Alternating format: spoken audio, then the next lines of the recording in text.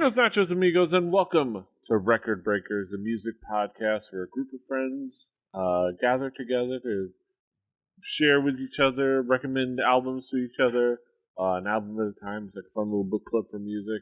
I'm Petey Rave, and I've often wanted to just scream, especially this past year. Just scream. Here with me is my team, my squad, my party, my crew, my quorum. We've got David. Do you mean scream like Michael and Janet or scream like the movies, Petey? Yes. Porque no los dos. We've got Drew. Yeah, this is the first time in a long time where I've presented something where I wasn't sure if anybody would know who I'm talking about, and my coworker went, "Hey, Dreamcatcher, I love them." So Nice. it's a weird one for me. Yeah. And we've got Brett.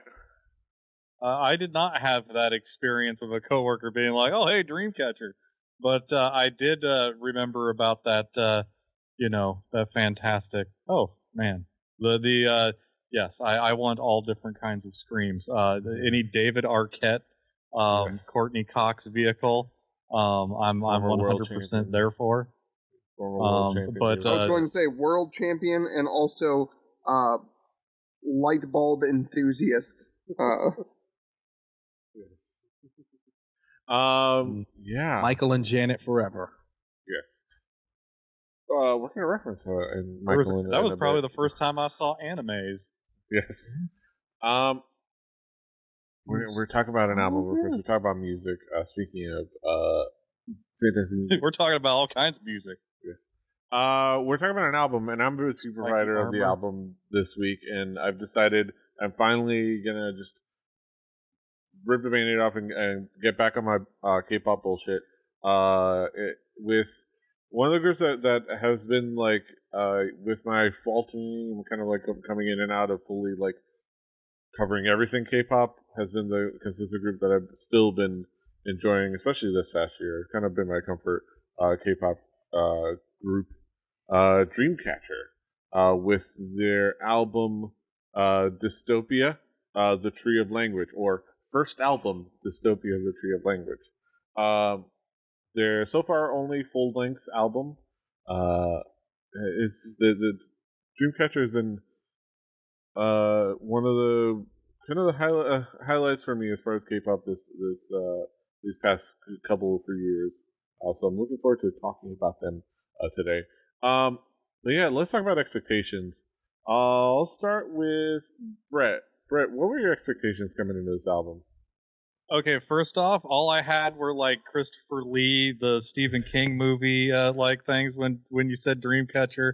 So like I had no idea, but what I did was I went to Wikipedia and I read for the album this first line, Dystopia, The Tree of Language, is the debut Korean studio album by South Korean girl group Dreamcatcher.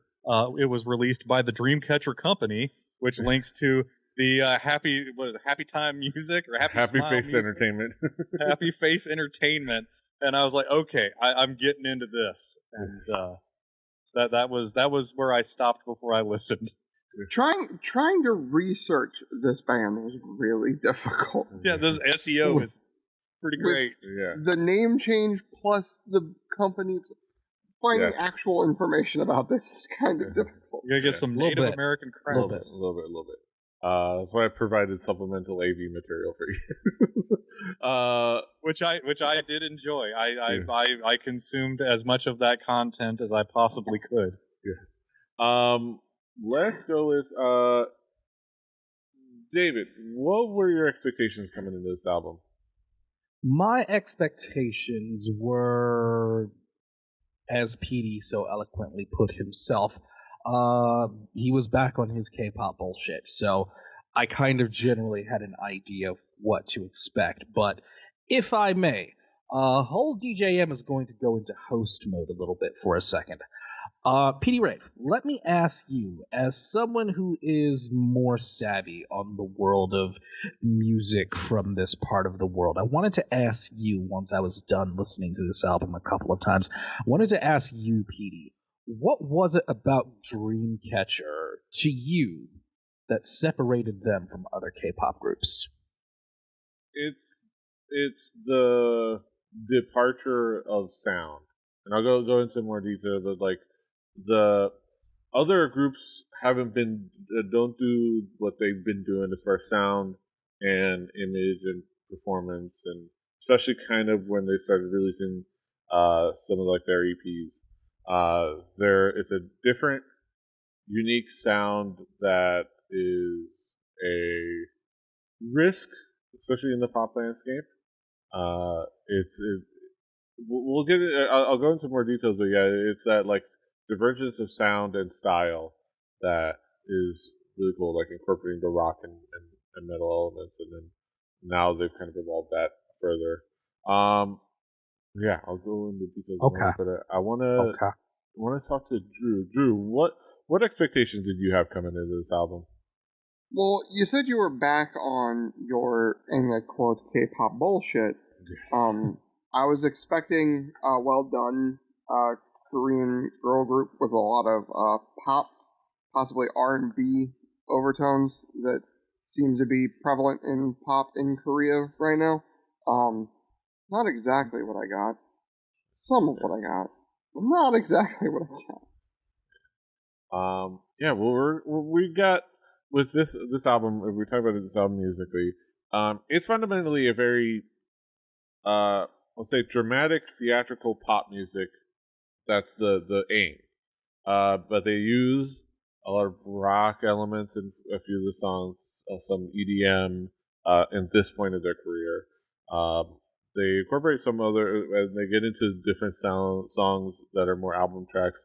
They also incorporate a little bit of like softer R&B moments, or like softer like jazzy, pop music's version of what jazz is, uh, like a jazz gimmick, as it were, uh, with some like hip hop touches here and there, but like it's like very dramatic, uh, EDM pop music with nice strong rock elements utilized to create it.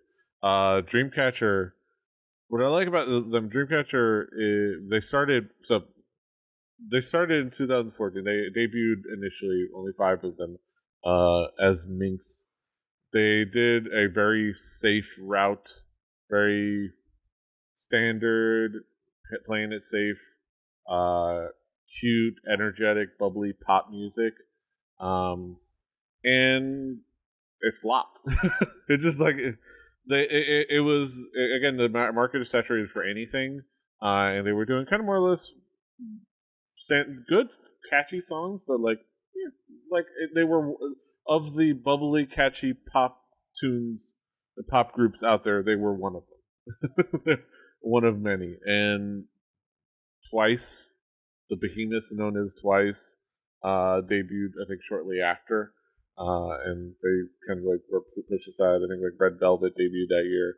A lot of big groups, yes, they stirred the pot, and it cooked up a success.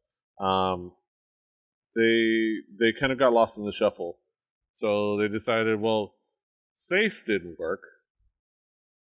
Screw it, not safe. Like, let's just kind of like incorporate more rock metal. Originally they were doing it like fun horror elements in the music videos. Their original like trilogy, original like concept of storytelling for the music videos and the singles was the Nightmare Saga. The Nightmare Saga finished, and then they went into the Dystopia saga. And I remember kind of like touching on different classic nightmares of society and current nightmares, and like just things like that. This is the Dystopia, and this is kind of evolving that sound. It's been a few years since they debuted, and they evolved and added more like EDM elements here, like I said, and rock elements. Uh, kind of really getting behind the group. Yeah. Enough about me. Uh, Brett, how would you describe this album musically? Well, as somebody who does not have, well, I mean, I've probably listened to more K-pop than the average human in America. But Not anymore. Not in 2021. Maybe not. But I have like at least a knowledge. I could not. I did not notice the like the major differences that you spoke of. Though I did think that this sounded modern because this is a lot newer than the albums that we've reviewed. Because this is 2020, correct? Yeah. And it sounds like it. The dynamics and stuff are very much like very modern. Even parts of it that sound somewhat cinematic, which kind of goes to what you're getting out of this, because the music part of it is just one bit of the pop group like thing. Because there's the theatrics, there's the what's their shtick, who's the fat one, who's the fatone, who's the Ringo, who's there's the group mentality stuff. But like the like K-pop it's like checklist, as it were. yeah, I mean it's not quite the Burger King Kids Club crew, but the Burger King Kids Club crew. But I mean, it's definitely a thing that is cast. It's music that's written mostly by people. It's a marketing thing, but there's music going on here, and like it's what you expect. It's very very tight vocals. Like you look all day for a mistake, there are none. The notes all hit. But as for how well do I know the difference between the Korean version of like Bob Dylan or Tom Petty's singing of enunciation versus like it's something that I don't know, but it sounded musically catchy and sounds like the notes were hit and held. But I did watch the music videos. They have suits with what the sides are cut out of the jacket with side air draft windows, and they look like they're having fun, and they're certainly like there's that to it. But musically, it's there's more to it than a bunch of young, attractive women with differing colored hairs. David, how would you describe this album musically? I challenge Brett's premise of this being dramatically different. There are flashes and bits here and there of all of the things that have previously been mentioned. It is very modern, and if you can appreciate that, go forward. The music is well done, well produced, and this sounds like a group's first album, where they are kind of unsure of exactly what direction they're going to head. And I'm going to offer my opinion on that later on at the end of the show. But this definitely sounds like a group of ladies with a production crew behind them that have not completely fully fleshed out where they want to go just yet. That gives you that impression. Drew, how would you describe this album musically? Well, like everybody else said, this definitely caught me by surprise in a lot of spots. I actually think the cool thing is hearing like all of those different weird influences and having such a varied sound. I guess I take it as a super positive because everything felt slightly different. Every song could be a score to a different movie almost. Get the hell off of my show and quit stealing my notes, butthole. I was going to say, I hate when Brett and me have the same thought. Everybody take a drink. Sounds like we've been doing this for almost for a while. In like within a song, you could hear like bits of like EDM dance stuff. There's like heavier like rock metal stuff and like Lord of the Rings grand movie score stuff. And then like this underlying like it's a multi-female singer pop group. And it all sort of mixes in I think a really cool way. Usually why I liked the variation and Deej puts it as not knowing where they want to go. I just took it as wanting to try a lot of different things, I guess. Two sides, same coin sort of feel, but I liked the changing lanes. I feel that sometimes when PD brings this, it's very like one note, one lane sort of thing. And with all that going on, with all the variation, with all the instrumentation difference in everything, the production is like it typically is out of something that Americans know from Korea, because what else is going to make it out of another country but the cream of the crop sort of stuff. But the production is on point, top to bottom. There's, like me and Brett have both said multiple times, it's a level of production that like is film score to a major blockbuster level of knowing what you're doing. Not only that, but if we want to go to the having multiple facets, it was bugging me up until in the middle of Brett's spiel. What movie I was thinking of when I looked at the music video for Scream, and it popped into my head. Does anybody remember the 2000 thriller The Cell with Jennifer Lopez? Love that movie. I think so. Loved it. Loved it.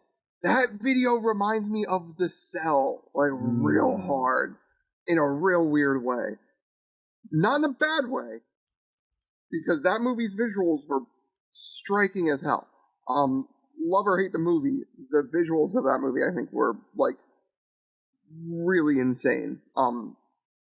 And that music video feels like it could be like a music video that was themed after The Cell or was the tie-in to the movie or something like that. Kind of like Terminator walking in on Guns N' Roses or something. Yeah. Expected Jennifer Lopez Or to pop Scooby out. Doo walking in on Guns N' I mean, Roses. if they were if it was Scooby Doo, the Terminator, and Guns N' Roses all together at the same time. Now you're just talking crazy, Brett. We need you to bring it back. Bring it back, Yeah. Brett. I Now want you're to see just Bobby talking Butt crazy. Nick Whatever. the cartoon on the back of a dirt bike. Whatever happened to Celebrity Deathmatch? You know, It came and went. that is something I guarantee does not hold up. Yeah. Yeah. Neither did ECW. They brought that back. No, they didn't. No, they didn't. Fair. Fair.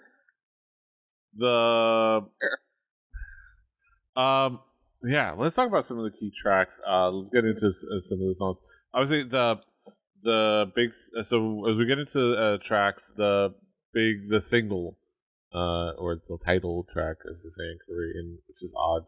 They call it the title track. It's not the title of the album. It's always something that bugs me. The promotional single, "Scream." It's nice and fun and epic. It's catchy, but it has a nice it has those like EDM elements with like some rock feels here. Yeah, and the singing is really nice and fantastic. The Xian's parts are amazing. Dami has fun swagger during her like rap parts. And it's just a nice like starter to the album, and it gets followed up by Tension, which kind of brings in a little bit more of the a little bit leaning towards where their earlier feel of being a heavier version of say something like G Friend, which is very like girl group, Nothing but like, a G-Friend baby. yes.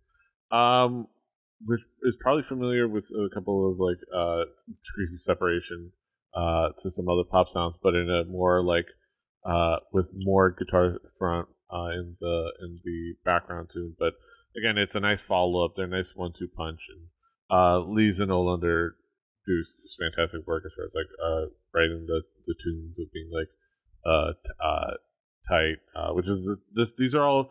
This is a production team is basically these and Olander are the core creative team of this whole record, with contributions by other collaborators and by members of the group themselves. You know, like for example, one of the tracks that they contribute to, Black or White, just has a That's really another nice, Michael like, Jackson reference. yes, and if you see like the choreography has some nice like Michael Jackson references in the like a choreography. You see like the performance video, and they have some of that, but they also it's like but it has some nice themes to it, and it's nice and bouncy, and has a nice like with it being more with that bass line. That bass line is just really cool. Like is just a nice like good foundation to that. And it just goes well and has just a nice like energy to it. Jumping back to like something like Red Sun. Red Sun is very fittingly hypnotic, which you might not know why it's fittingly hypnotic. It's very like hypnosis centered. I had to look it up because I knew Red Sun as a thing, as just a thing people said like when they're referencing hypnosis, and I had to look up that it's just some dude that was like professor something or other that was a hypnosis. He had a hypnosis gimmick. One of these shysters on TV in Korea. His thing would he would hypnotize people, and he would get just people that were in on it, and they would do hypnosis on TV shows. And his thing was the moment you were hypnotized, he would like snap his finger and go, "Red Sun," like hocus pocus. They're like Red Sun. So that's like the reference, and that's what is like the foundation of the song, and it's very hypnotic and has just like this very like dreamlike quality, and like there's something nice about those moments of the beat where it just stops to the snap, like it's just like the snap, and that beat that it just like hangs there is really cool. Yeah, and then something like Sahara is another like great energy track that is in the middle of the album. They also have a great music video they shared.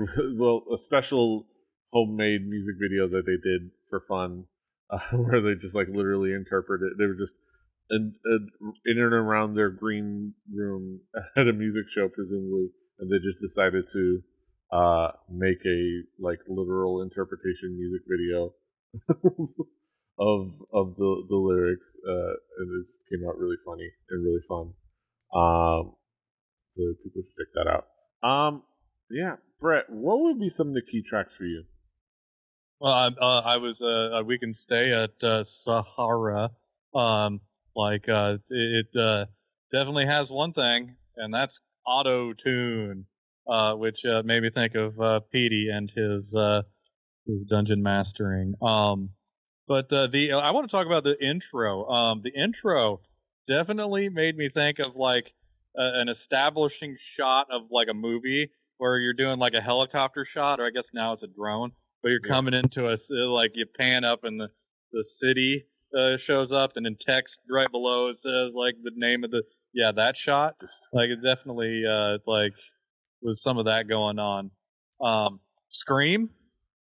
Really, like the thing about this album that stuck with me the most was not just the rapping, but there's some backing vocals that kind of sound like Paul Bearer,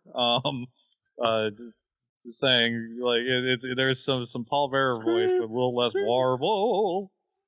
Yeah, I think it said like, or at least the scream was Olander himself, and they just like pitch shifted or something. Like, it was just hilarious. Yeah. And that definitely gave me some joy. There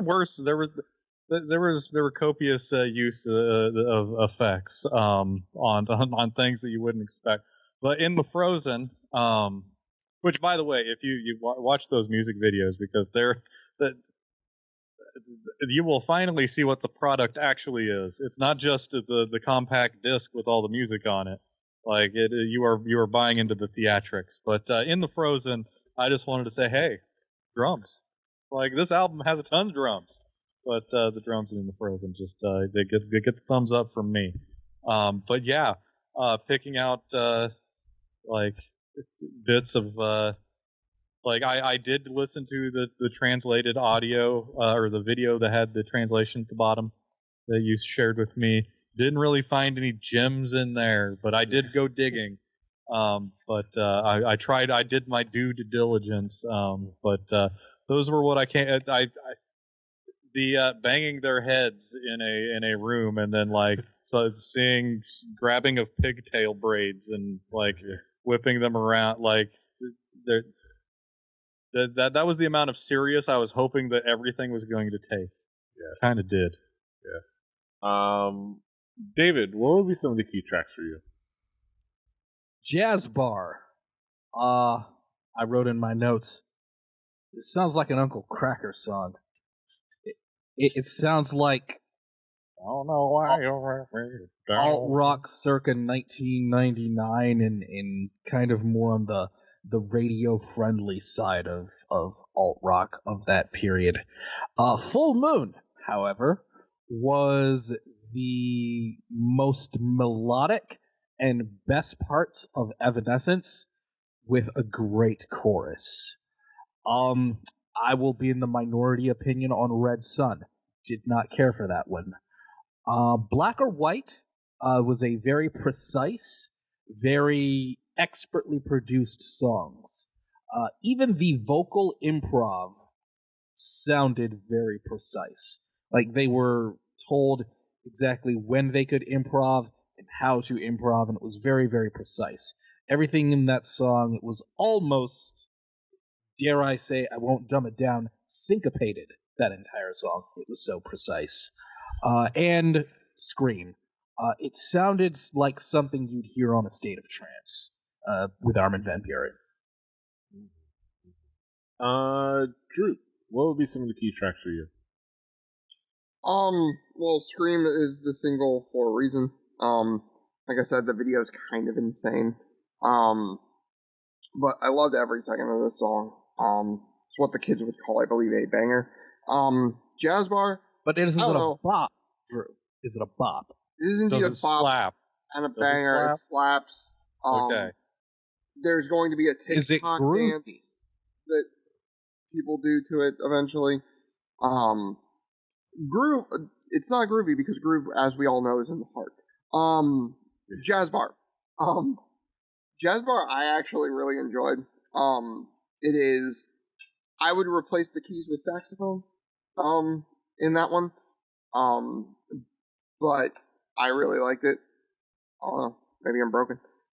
In Full Moon, if this hasn't been the credits theme for some sort of anime, it should be, and when it happens, can somebody please let me know the anime that chose it? I'll tell you about an anime, but I'll tell you about an anime in a moment. No anime. I'll tell you now. Some more. Jesus. No. Well, I'll just tell you that that is the common element of people reacting to like this and like the CD exclusive track in their previous songs. That was like, this is totally an anime theme, and then that manifested itself because they did work with the King's Raid people, which is it's a collect a hero gacha game, side-scrolling RPG for the phone. But basically, one of those games where you get a bunch of heroes and you watch them scroll to the side, and those gacha games. They released a song in collaboration with them, and then there's an anime about that game called King's Raid Successors of the Will, and they did the opening theme for the second half of that. What the fuck kind of name is that? Successor of the Will. All I care about is Dreamcatcher securing the bag. That sounds very much like a song by a band I'm going to mention a little bit later. The name of it's like a Dream Theater album name. Ooh, all I'm saying that is way too on the nose. Yes. All I'm saying is for Lee's and Olander, maybe anime theme may have been a goal. And even maybe just not for this song, but for the future. like, this is our resume. Like, here, anime people, let us do your themes. But yeah, I don't know if you had more to go. Okay. That was my last one. I forgot if I interrupted you. Yeah, let's bring it back around the horn. And talk about some conclusions. Uh, Brett, what would be your conclusion on this album as a whole? I mean, by this time, I like you have brought enough Korean music of all types, and pop music in general has been a thing that I've looked at with a critical eye, and more than just for the novelty of it, for long enough that I think that it's not an it problem, because it seems to be doing just fine without me. So it's a Brett problem. But I struggle with the whole, like, this is a product drummed up in a focus group kind of thing, with a bunch of like talented and attractive people who I mean, they also have to dance. There are a lot of things that these musicians have to do that, a dude banging horse in his basement in the 90s didn't have to deal with to make music. But it's a thing. The audio quality is great. The production work is fantastic. The singing is fantastic. I said horse, not horrors. That's slang for the heroine. But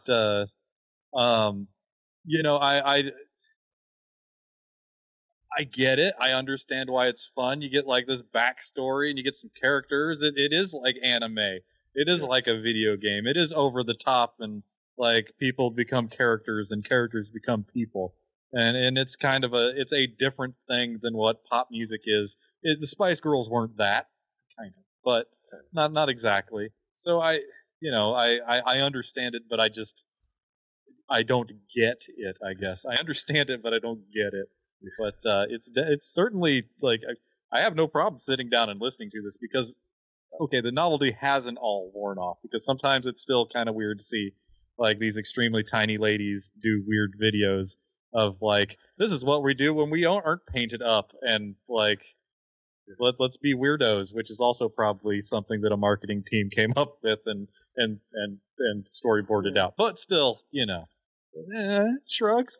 I like, if you don't have a strong opinion on K-pop yet, I don't know why you're getting it from me, or where you've been. But if you're into this, you'll know you're into this. If you're not into that, you're probably not going to be. It's different, but not that different. Yeah. David, what would be your conclusion on this album as a whole? I echo everything Brett said almost verbatim. But I will give Dreamcatcher a little bit of leeway, given the fact that this is their first album. And when I was listening to this, I was also kind of caught up in the wave of another band. And Petey, I want to know if you know this band. You probably do. They are from Japan, actually, not Korea. And the band I'm talking about is Love Bites. Are you familiar with them? I think maybe I've heard the name, but I'm not familiar. Okay, now Love Bites from Japan, they are 100% all the way unapologetic power metal. They are, the way I feel, they do all of the things that Iron Maiden did, but I like the bands that Iron Maiden influenced more than Iron Maiden themselves. And Love Bites is a fantastic example of modern power metal. And am I saying Dreamcatcher should go all the way in that direction?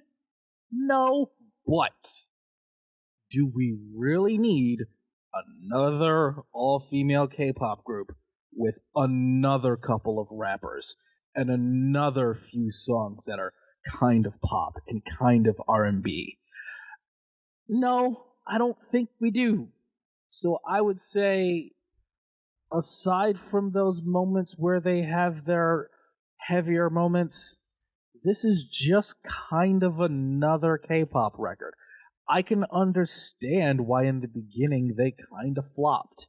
And I would say, too, the focus group and the production team behind Dreamcatcher, you should probably look at a band like Love Bites and probably start leaning into that direction and kind of embrace the metal as it were, because otherwise, I think this was just kind of disjointed and I'd almost say unspectacular.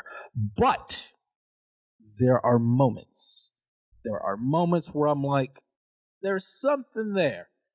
There is a developmental project there. You can probably put him in the G League for a year, bring him up on a two-way deal, just kind of bring him along. Bring him along. Are they There's a Super something 2? there. Are they a Super 2? Are they a... No, are no. They a, They're a okay. first round Okay. pick, first round hate pick. the But G League. It's the fact that they called it the G League because I'm Gator. Hey, you I wait think- until the Camping World AAA minor league brought to you by Fueled by Coke comes. It's going to be NASCAR and baseball soon. So I will say that right now, Dreamcatcher is a first round draft pick that will definitely make the team out of training camp, but probably needs a little seasoning and should probably lean into the metal more. a little bit of service time manipulation coming at.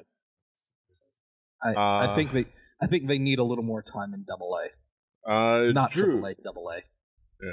Drew, what would be your conclusion on this album as a whole? Well, before I get to that, I'm going to ask the audience, namely, the representative from Detroit. You said Japanese and power metal, and it made me think: is there a band that does like, you know how there's a lot of those like power metal and heavy metal bands that do like Norse mythology? Is there like a samurai version of like the Ensifurum, Fintroll, Turisos Yes. sort of power metal thing? Samurai metal is absolutely a thing. I need some of that in my life. Did they attract the kind of people that I bet they don't attract the kind of people that I think of that are really into Norse metal. But yes, Probably samurai a little bit. metal is definitely a thing. It definitely exists. Okay. And I'll get you some in the Slack chat. Awesome. But as far as my thoughts, I guess I like this a lot more than Brett and Deej did. It's something I didn't say where I disliked it. I just said I didn't. I just said I didn't like it a lot. I'm saying this is one of saying those that- things where I just think that their next album better be a lot better. if I would have heard something like this, like while I was waking up at 2 a.m. to watch like Star League and I was going with StarCraft. I was going much nerdier than Adult Swim. I wasn't that cool. Fair. Yes, you gotta wake up to Girlfriend. watch Inuyasha. Yes. But like if I heard this while like watching Brood War, watching Star League or OSL, like it would have been one of those bands where I thought I need to look into more of this, and then promptly forgot about it as I was watching like Baisu beat up some people. But besides that, it is something where I feel like I'm talking in circles because every time something like this comes up, the production quality is insane. The musicianship in the composition work is awesome. The vocals are great. This adds a dash of metal. Do I agree with these? Or maybe I want them to like full on. Don't go baby metal. Like don't back that up a little bit. Give them all guitars. But- Teach them how to meedle me. But like That's Baby literally metal would most, be and they're awesome. baby metal would be like simultaneously going two different directions, way too far. Yeah. Way more pop Yeah. and way more metal than they are. I'm saying Love Bites is they should just like metal it out. Just like if this is Tristan the would agree. debut, if this is the debut, I hope the next one gets way crunchy. I hope it goes nuts. And How much can a vocal I'm still group? super down. I mean, we're dealing with metal here, Yeah. and there are a lot of like. Let me tell you, Halford. You know, vocals in metal are a thing. Yeah. But when I think of metal, I don't think of the vocalist being the one who drives the yeah. So it's kind of a weird ask for stop being pop music when I'm saying I've heard it. you Yeah. Yeah, I think and if I were to conclude, it's as we kind of wrap it up and conclude on this album. It's interesting the discussion we talk about this being the debut album. It's their only full length album. They have multiple EPs. They have multiple mini albums. They've had multiple mini albums before this. It's just this was the only like full length album. They've had multiple singles before and since then. So they've developed a sound. They evolved that sound into this so far, and they've kind of followed that up with some really nice like options, really nice variations since then. I agree that they need to probably embrace that rock and metal side. Not being a metal band, but like have those elements in their backing while still being a vocal group. They have some really cool tracks, like their follow up mini album, the title track or the promotional track from that, Boca, included kind of incorporated Moombahton, which is fun. And the song that just recently released was really nice, and kind of was a little bit more rap rock, hip hop rock, kind of like style. And it's something that they're going, trying to evolving with the sound is working out for them so far. Because they've gone from the one mix and EP, Love Shake sold 1,000 copies. Their most recent EP sold 91,000 copies in Korea alone, and the one before that sold like 101,000 copies. So they're evolving into the sound is working out for them as far as like their careers. So Petey, I'll ask you. I'll throw this band name out there because I'm not going to say they need to be Love Bites or anything of that nature. But you could see this turning into something sounding like Evanescence, couldn't you? Yeah, they can, and they've leaned towards that, and that's been the debate. I'm looking forward to as they go forward, especially as a full group.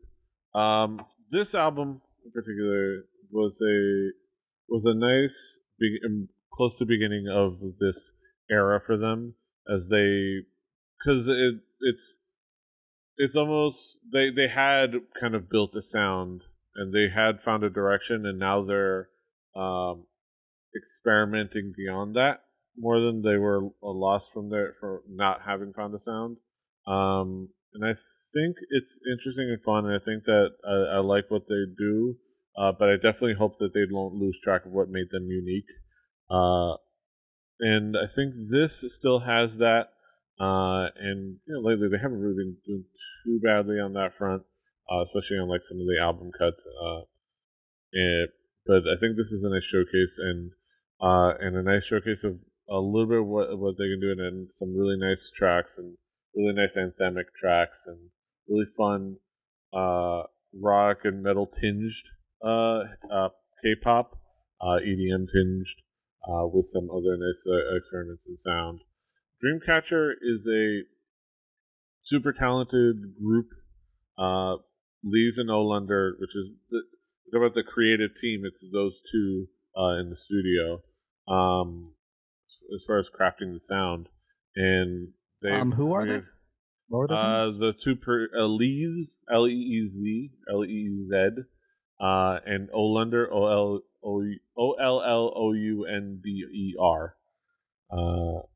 And you can see them in the Wikipedia page for the album. They crafted a really nice idea, nice conceptual sound over the years, and they've done really great in driving their careers musically.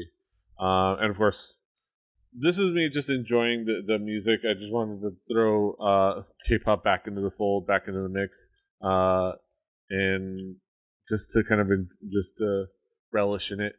A little bit of it is the personalities, a little bit is the outside of the music parts, and I love them for Dancing that. with hands.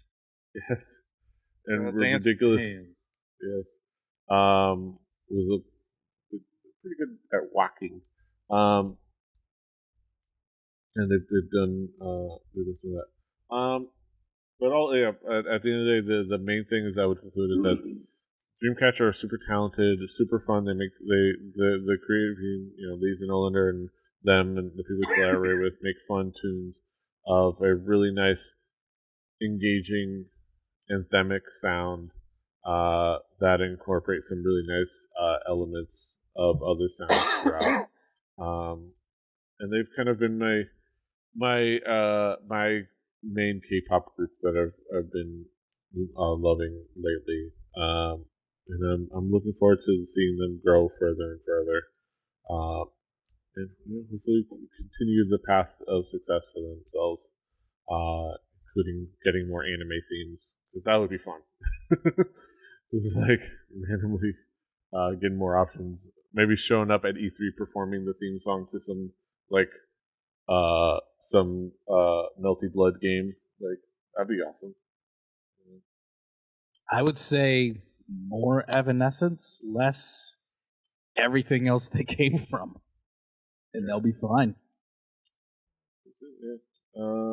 But yeah, those are my thoughts on Dreamcatcher. Now we get to the main event of the evening, the moment we've all been waiting for. Steely Dan Incorporated. Yes. Orange Wedge Limited. Yes. The Dreamcatcher Corporation. Exactly. It's a Dreamcatcher company. They kind of they formed them because Happy Face Entertainment had been around for a while. They had Dalshabet for them, and they're trying to follow Dalshabet with Minx. And Dreamcatcher was succeeding, so they kind of split their company into Dreamcatcher company and just Dreamcatcher. They have the main Happy Face Entertainment. They have another subsidiary that's handling their boy group going forward. I don't know the boy group actually debuted. Yes. Kind of how similar yet how literally foreign and Dice. To think that the Nirvana Corporation. Yeah. Half of the population is employed managing a bunch of goddamn girl groups and shit. What the hell? A machine. I mean, they're giant they machine. keep making them and they keep selling I wouldn't records, call the Dreamcatcher company a giant machine. They're just kind of just a couple of guys producing music and a CEO and it is a mega structure. It is a mega structure like in Judge Dredd, where all of the cities are giant buildings and structures. It's a machine. Mega K-pop 1 and Mega K-pop 2. Yeah, I mean, I can see that. But yeah, let's get to our Haiku reviews. The moment we've all been waiting for. Our 575. we get to sum it all up in poetic form. Let's get down to the nitty gritty. Haikumuro numero uno. Brett, what is your haiku? From South Korea. Suit jackets with cutout sides. It's as advertised. David, what is your haiku?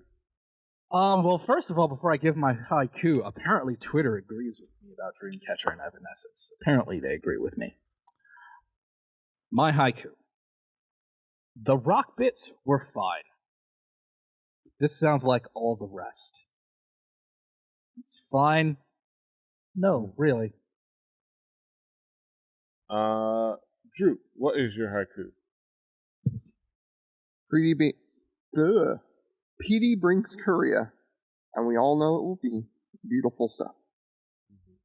My haiku, Titan Polish Pop, Titan Polish Pop, atypical sound choices, great performances. And that is it for our haiku reviews, and that is it for our thoughts on Dreamcatcher's Dystopia, The Tree of Language. You can find it, of course, on our Spotify playlist. Play Record Breakers, the home game. Do your due diligence and your due diligence. Follow along, do your homework, follow along at home, listen along. On that Spotify playlist will be next week's record. And I believe it's It's provided by David. David, what have you got for us next week? I said on the last episode that I think that the album that I will be bringing is going to be a pretty good sequel companion piece to Drew's offering of Because the Internet by Childish Gambino. And in a weird way, I think Dreamcatcher provides a good in-between. I think we're seeing sort of a pre-Black Mirror with Because the Internet, where with Dreamcatcher and just the whole K-pop machine gimmick that I go on about, we're seeing something that is very, very produced and commodified and marketed and sold. And the album that I'm going to be bringing is sort of a post-Black Mirror album that puts that whole idea of music as product and just consumerism itself in focus. And that is the brand new album from British musician Steven Wilson entitled The Future Bites. So look forward to that next week. That'll be next week, and this is this week. And you can, of course, find us all over the internet. David is at Call Me DJM. Brett And is Fanthropology Pod. Yes. And Brett is at Hibbity River at HIBBFTYBFEDRD. Drew is at Extrusion for X. I'm at PD Rave. The show's at 4 Record Breakers. That's the number 4 Record Breakers. RecordBreakersPodcast.com. RecordBreakersPodcast@gmail.com is if you want to email us. Rebelly.net for this and other shows. Rebelly TV on YouTube and on Twitch. We're streaming 3 days a week, schedule-wise, on Twitch. D&D with Through the Films on Tuesdays. Record Breakers, our music, this podcast you're listening to on Wednesdays. Thursdays we have Space Truckin'. Nowadays we're doing Starbound. We're enjoying it. It's a dope game, so look at us. Look out for that. It's a game what works. Yes, and yeah, we can as all play advertised. together. So we're enjoying that. So check those things out. Check the schedule. Plus random other streams outside of that. I might add more to the schedule, so keep an eye out for that. But yeah, that's Rebelly TV on Twitch, also on YouTube. Follow, like, share, subscribe. Find us everywhere. Find Podcast, Spotify, Apple Podcasts, Google Podcasts, SoundCloud, all the places. Do all the things. Until next time, hasta los huevos. Save me. Designer trainers.